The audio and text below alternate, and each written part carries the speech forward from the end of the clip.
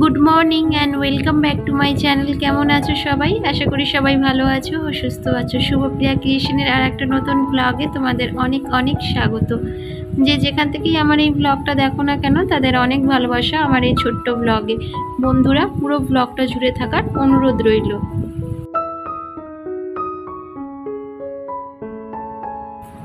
এখন ঘড়ির কাঁটায় বাজে ওই সকাল 9টা নাগাদ। তো ব্লগটা এখন থেকে স্টার্ট করলাম তোমাদের সাথে নিয়ে। আই হোপ আজকের ব্লগটা তোমাদের ভালো লাগবে। আর আজকের ব্লগটা অনেকটাই ছোট, তো পুরো ব্লগটা জুড়ে থাকার অনুরোধ রইল। আজকে সকাল থেকেই একটু মোছামুছির কাজে হাত লাগিয়েছি। আর এই যে দেখছো আমার মানি প্ল্যান্ট গাছগুলো দিয়ে কত শিকড় বেরিয়েছে। তো একটু ছ্যাদলা মতো পড়ে গেছিলো বন্ধুরা, তাই জন্য একটু পরিষ্কার করে দিচ্ছি, নয়তো অমনি রেখে দিয়েছিলাম। কিন্তু না, যেহেতু দেখছি একটু একটু শিকড় বেরিয়েছে আর একটু কেমন মতো হয়ে গেছে মানে ডালপালাগুলো, তাই জন্য একটু পরিষ্কার করে ভালো করে ধুয়ে জল চেঞ্জ করে রাখবো। শুনেছি ঘরে মানি প্ল্যান্ট রাখা খুবই শুভ, কিন্তু শুভ কি বলতে পারবো না বন্ধুরা, আমি তো কোনো কিছুই ফল পাচ্ছি না তার। তো যাই হোক, এখন গাছগুলো তো এনেছি, সেগুলোকে তো যত্ন করতে হবে। আর ঘরের সৌন্দর্যটাও না অনেকটা বেড়ে যায় এই সমস্ত মানে উইন্ডো প্ল্যান্টগুলো যদি ঘরে রাখা যায়, তাহলে ঘরের সৌন্দর্যটাও খুব সুন্দরভাবে বেড়ে যায়। আমি অনেকের ব্লগে দেখেছি যে প্রতিটা ঘর জুড়ে মানি প্ল্যান্ট গাছ, আদার্স টুকিটাকি যে উইন্ডো প্ল্যান্ট মানে গাছগুলো রয়েছে, তো সেগুলো রেখে খুব সুন্দরভাবে ঘর সাজায়। তো আমারও না দেখে একটু ইচ্ছা হয় যেন যে আমিও একটু সাজাবো, কিন্তু আমার আর সময় কোথায়। ওই যে সামান্য একটা গ্লাসের মধ্যে কয়েকটা মানি প্ল্যান্টের ডালপালা রেখে দিয়েছিলাম, তো সেটা দিয়েই কতগুলো শিকড় বেরিয়েছে। আবার অনেকের ঘরে দেখেছি যে অনেক আর্টিফিশিয়াল ট্রি দিয়েও মানে ঘরটাকে সুন্দর করে সাজায়। তো আমি না এখন সেটাই করি, যেন কতগুলো আর্টিফিশিয়াল ট্রি আমি অনলাইন থেকে কিনেছি, তো সেগুলো দিয়েই না এখন ঘর সাজাই। কেন দেখো, উইন্ডো যে প্ল্যান্টগুলো আছে, তো সেগুলো না সবসময় তো বাঁচে না, কিন্তু আর্টিফিশিয়াল ট্রিগুলো মানে একটু ধুলো বললেই সেগুলো ধোয়া মোছা করা যায়। তো সেই কারণে আর্টিফিশিয়াল ট্রিগুলোই কিনে আমি এখন ঘর সাজাই। আর দেখতে বেশ ভালোও লাগে, মানে দূর থেকে দেখলে যেন মনেই হয় না যে ওগুলো মানে আর্টিফিশিয়াল, দেখলে যেন মনে হয় একদম অরিজিনাল। আর এই যে দেখো ড্রেসিং টেবিলটার অবস্থা দেখছো, দূর থেকে দেখেই বোঝা যাচ্ছে দেখো কতটা ধুলো পড়েছে। আমি তো উপর থেকে সমস্ত তাক মুছতে মুছতে নিচের দিকে আসলাম। আর আমার এই ড্রেসিং টেবিলের নিচের তাকটা দেখছো মানে ডয়ারটা, তো সেটা না বারবার ধরে খুলে যায় বন্ধুরা। কারণ কি বলতো, আমার ছেলে যখন ছোট ছিল, তো তখন না ও হামা টানতে টানতে ওই ড্রেসিং টেবিলের ডয়ারটাকেই বারবার খোলা পড়া করতো। তো সেই কারণে না ড্রেসিং টেবিলটা এখন মানে যে ডয়ারটা তো লুজ হয়ে যাওয়ার কারণে না একদম আটকাতে চায় না। আর এখন দেখো চেয়ারগুলোকেও ভালো করে মুছে নিচ্ছি। মানে আজকের একটু মোছামুছির কাজে হাত লাগালাম, কারণ কি বলতো, আজকের ওয়েদারটা বাইরের খুব সুন্দর। গতকাল রাতের থেকেই তো ভালোই বৃষ্টি হচ্ছে, এখনো পর্যন্ত হয়তো কোনো বৃষ্টি হয়নি, কিন্তু বাইরের আকাশটা বেশ মেঘলা রয়েছে। তো কালকের কিছু জামা কাপড় ধুয়ে দিয়েছিলাম জানো, তো সেগুলো না একদম শুকনো হয়নি। তো সকালবেলা উঠে আগে সেগুলোকে মেলে দিয়ে এসে এদিকে কাজে হাত লাগিয়েছি।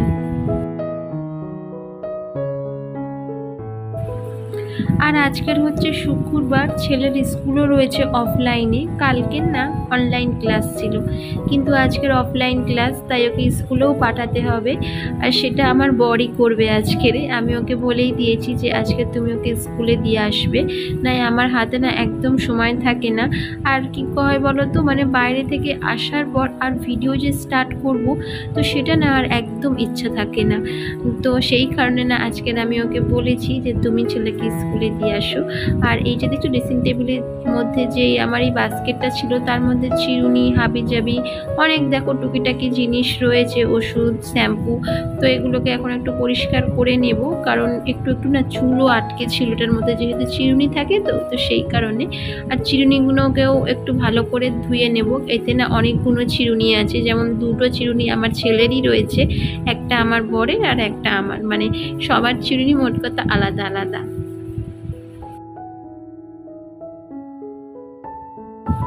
বন্ধুরা, আমার ভিডিও তোমাদের কেমন লাগছে অবশ্যই একটু কমেন্ট করে জানিও। আর ভিডিওর মধ্যে কোনো অংশ যদি তোমাদের একটুও ভালো লেগে থাকে তাহলে প্লিজ একটা লাইক করে সাবস্ক্রাইব করে আমার পাশে থেকো।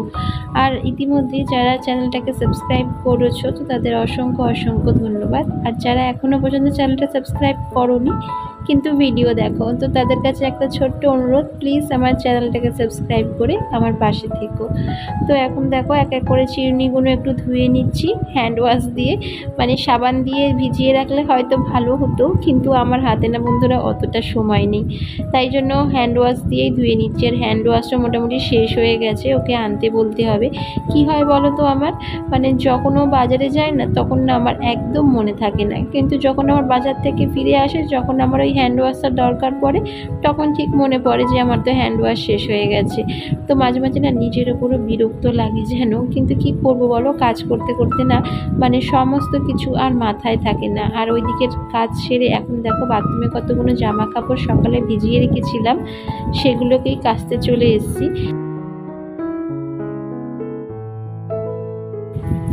আর আজকের না খুব কম করেই কাপড় ভিজিয়েছি, মানে যে কটা না ধোয়ার নয় শুধু সে কটাই ভিজিয়েছিলাম। কারণ বাইরের না বন্ধুরা আকাশটা ভালো না, সকাল থেকেই একটু মেঘলা মতো করে রয়েছে। আর আগের দিনকার জামা কাপড়গুলো ধুয়েছিলাম সেগুলোও শুকনো হয়নি। বৃষ্টির দিনগুলোতে এই একটা সমস্যা, মানে বিশেষ করে জামা কাপড় নিয়ে কিছুতে শুকনো হতে আর চায় না। জলটা ঝরে গেলেও কিন্তু না শুকনো আর হতে চায় না, সেই ফ্যানের তলায় মেলতে হয় তারপরে শুকনো হয়। আর বারবার তো দেখো আকাশে বৃষ্টি আসে, মানে থেকে থেকে বর্ষার বৃষ্টি, তো তাই জন্য না থেকে থেকেই বৃষ্টি আসে, তো সেই কারণে বাইরেও মেলা যায় না। মানে বর্ষাকালে জামা কাপড় নিয়ে খুবই প্রবলেম, এটুকু বলতে পারি। আর এই যে দেখো এই ঘরে পর্দাগুলো একটু ওলট পালট করা ছিল, তো সেগুলো এখন গুছিয়ে নিচ্ছি। আর বিছানার চাদরটাকেও না আজকে চেঞ্জ করে দেব, কারণ কালকের থেকে শুনলাম অম্বুবাচী লাগছে। মানে কালকের বলতে ব্লগটা তোমরা গতকাল পাবে, তো সেই কারণে আমি কালকেরই বললাম। তো কালকের থেকে অম্বুবাচী লাগছে শুনেছি, যে কাপড় চোপড় নাকি সেভাবে মানে মাটিতে আঘাত করে কাচতে নেই। আর আমার তো কোনো মেশিন নেই, তাই আমাকে হাতেই কাপড় কাচতে হবে। তাই জন্য না ভাবলাম কি বিছানার চাদরটা আজকে তুলে মানে ধুয়ে দিই, তাহলে পরের দিনকার যে সমস্ত জামা কাপড়গুলো পরবে ওগুলো হাতেই জল দিয়ে হালকা করে ধুয়ে মেলে দেবো।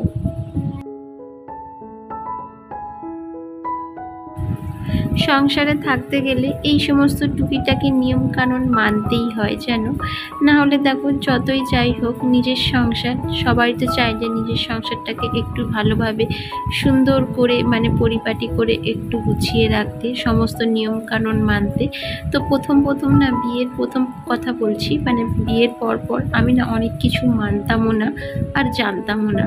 আস্তে আস্তে সংসার করতে করতে অনেক কিছু নিয়ম কানুন থেকে শুরু করে সংসারের কি করে মঙ্গল হয় সেটা না আমি এখন ভালোভাবে জেনে গেছি যেন। জানি না কতটা মঙ্গল হচ্ছে কি না হচ্ছে, কিন্তু মানি এইটুকু বলতে পারি। তো যাই হোক এখন দেখো এসে রান্নাটাও বসিয়ে দিলাম। ওইদিকে তো দেখলে একটু উচ্ছে আলু ভেজেছিলাম, তো সেটা ভাজা হয়ে যেতে এখন মাছের ঝোল বানাবো, তাই জন্য মাছগুলোকে ভাজা বসিয়ে দিলাম। আর মাছ ভাজা বসিয়ে ওইদিকে গেছিলাম ঘরের কাজে। আর দেখো মাছটা একটা পিঠ কেমন লাল মতো একটু হয়ে গেল, মানে পড়িনি কিন্তু বন্ধুরা, কিন্তু একটু কড়া মতো হয়ে গেল। আর মাছের ঝোলের তো একটু কড়া হয়ে গেলে কি হয় বলো তো, মানে মাছগুলো না একটু শক্ত শক্ত কাট মতো হয়ে যায়, তাই ঝোলের মাছ একটু হালকা করে ভাজলেই ভালো হয়। আর যদি মাছের ঝাল বানানো হয় তাহলে আমার মনে হয় যে একটু কড়া করে মাছ ভাজলে সেই মাছের টেস্টটা অন্যরকম হয়। আর এই যে আমার এখন রান্না বান্না সমস্ত কমপ্লিট হয়ে গেছে, আর এখন দেখো গ্যাসটাকেও ভালো করে মুছে নিচ্ছি। তো বন্ধুরা আমার ব্লগ তোমাদের কেমন লাগছে অবশ্যই কমেন্ট করে জানিও। তো আজকের জন্য ব্লগটা এখানেই শেষ করলাম। যদি তোমাদের ব্লগটা কোনো অংশে ভালো লেগে থাকে তাহলে প্লিজ একটা লাইক করে সাবস্ক্রাইব করে আমার পাশে থেকো। তো দেখা হচ্ছে আবার নেক্সট